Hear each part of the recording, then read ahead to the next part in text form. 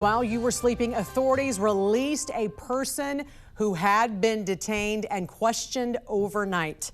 Thank you for joining us. I'm Jan Jeffcoat. It is Wednesday, February 11th. A lot of new developments this morning in the investigation as police right now are tracking multiple new leads hours after that haunting video of that armed suspect outside Nancy Guthrie's home the night she disappeared. This morning, here's what we're learning. Again, right now, police reportedly swarmed the home of that person they detained some 60 miles south of Tucson, less than 15 miles from the border. However, that person has been released. And this morning, Nancy Guthrie is still nowhere to be found as the search now reaches day 11.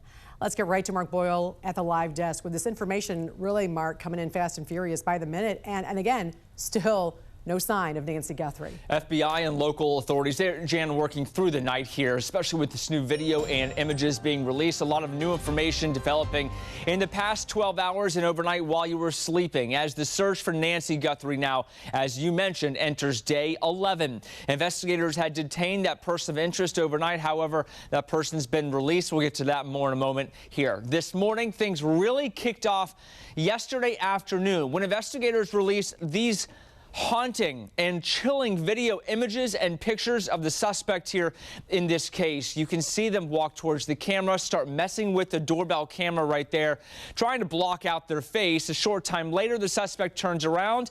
You see right here, tries to get, looks like some part of the bush and then cover up the camera. Really no rush at all. That's something also of note with all of this. They use it to hold in front of the camera. So then about 12:50 a.m. Eastern time, just a few hours ago, the FBI said they had detained a person of interest in this case near Rio Rico, Arizona, a rural community about an hour south of Tucson. Video coming into the newsroom now shows investigators combing for clues inside that car. Detectives were also at the residence of the person of interest.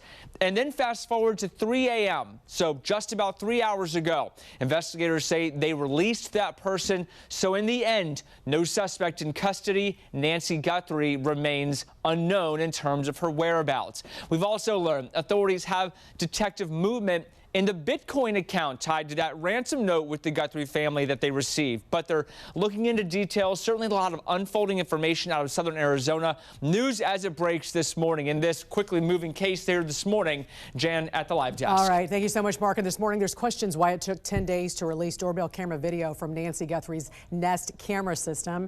Pima County Sheriff Chris Nanos initially said there was no video available because the camera was destroyed and removed, and also that Nancy had no subscription to Google's video recording service.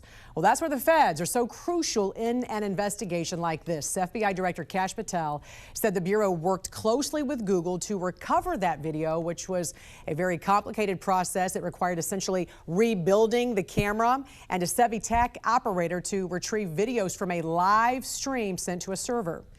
Typically, new videos override previous ones, but because the armed suspect disconnected that camera, these were the last images sent to the server. It is a huge break and forensic tool for investigators, but also raises concerns why the Pima County Sheriff's Office did not bring in federal investigators during those first critical hours of the search. Fox News reporting law enforcement sources described a delay in local cooperation with federal investigators, with days going by before they let them into the fold.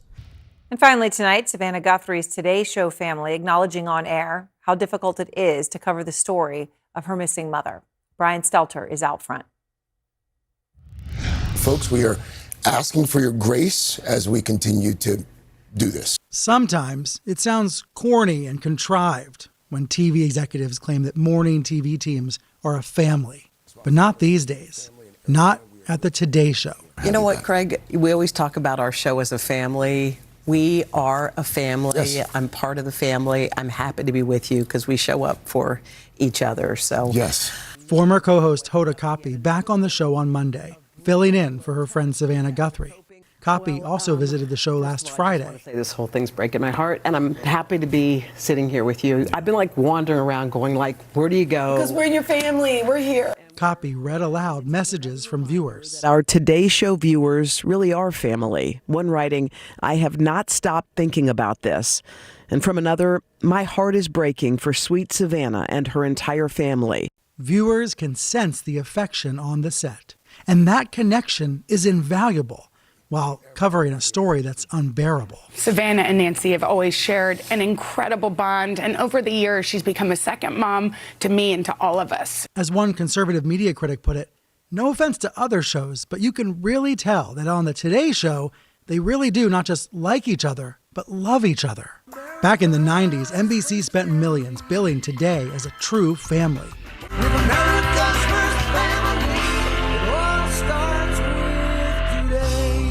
And viewers bought it, leading the show to an epic 16-year winning streak in the ratings. In 2012, Guthrie was promoted to co-anchor. Live from Studio 1A in Rockefeller Plaza. Guthrie helped start a new winning streak, and colleagues credit her with giving the show a family-like vibe. The hosts are genuine friends outside of work. They sometimes even pray together. Savannah and I actually went to the same church, go to the same church here in New York. The relationships have been forged through heartbreak. Copy recalled Guthrie's support when her daughter was sick. I'm looking at us and I was thinking, like, who was first in the hospital room when Hope was sick? Savannah. Right. Who hopped on a plane when your parents? Oh my gosh. Savannah. First person. Who was sitting by Uche? How about when your brother passed? I mean, she was there. And they are paying it forward now, galvanizing a nation into searching and praying for Nancy Guthrie. And I'm told Savannah's been staying in touch with her co-host friends, texting with some of them throughout this nightmare. As one NBC source said to me today, we're all just taking this hour by hour, hoping against hope for some glimmer of good news. Aaron? Brian, thank you very much. And law enforcement, you heard the FBI tonight, you heard Savannah tonight, asking anybody who has any information, no matter how far away from Tucson, anything, as Savannah said, please call the FBI, 1-800-CALL-FBI. On day 9 of the search for Nancy Guthrie, her daughter, Today anchor Savannah Guthrie, says the family believes their missing mother is still out there. But we are at an hour of desperation, and we need your help.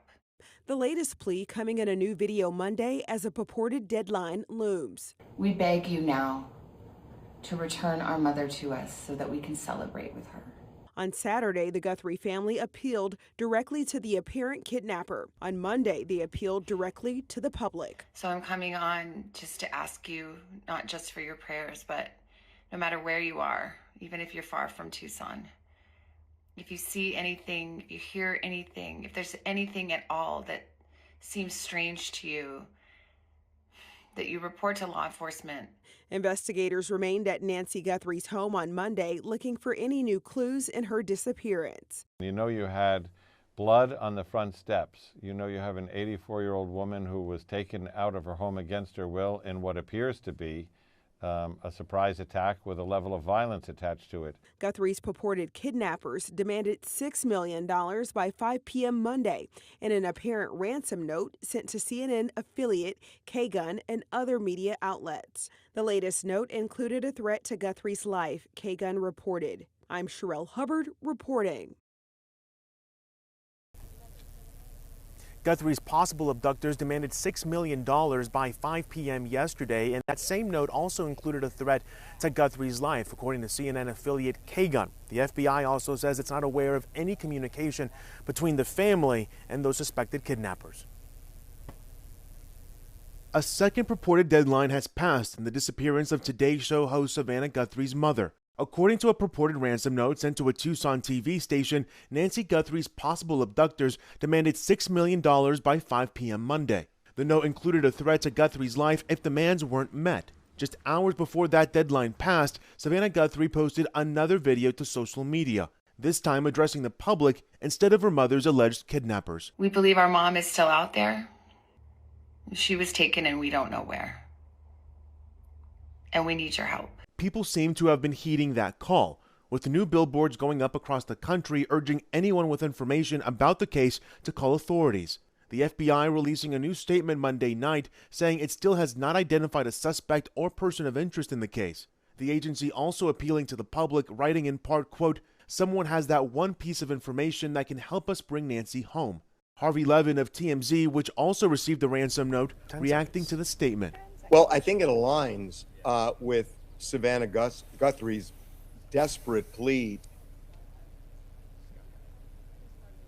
The 4 videos released by the Guthrie family over the last week have varied in tone and also audience. The latest video by Savannah Guthrie, you can really hear how she wants the entire country to keep an eye out and report any new information. In Catalina Foothills, Arizona, I'm Ivan Rodriguez.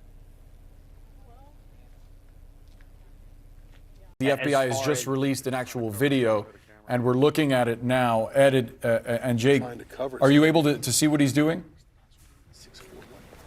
Yeah, we can hear you. We can hear you. So FBI Director Kash Patel just 2 minutes ago released new images. One of them is just another, 2 of them are images, still images of this assailant walking up to Nancy Guthrie's front door. But then the videos, one of them has him holding his glove over the Nest camera and then walking backward and getting a tool or a rock. No, it's not a tool. What is he getting? It looks like he goes back. He goes back out from the porch and grabs some shrubbery off the ground or grass he's grabbing or something. Shrubbery. Okay. And it looks like he was trying to cover the ring. Oh, he's trying camera. to block the Nest camera. Okay, so it looks I like see. He's trying to. And that's the second image, the second video, I should say, of him taking this shrubbery, these plants from the yard and trying to block the camera. And so at some point he gives up on that and then just decides to take the camera altogether. But while he was doing that, the camera was indeed recording, and because of the work the FBI and the Pima County Sheriff, working with the private sector, working presumably with the folks behind these Nest cameras, they were able to get this video. And we're almost 10 days into this missing persons case, but it is pretty impressive information that they were able to get.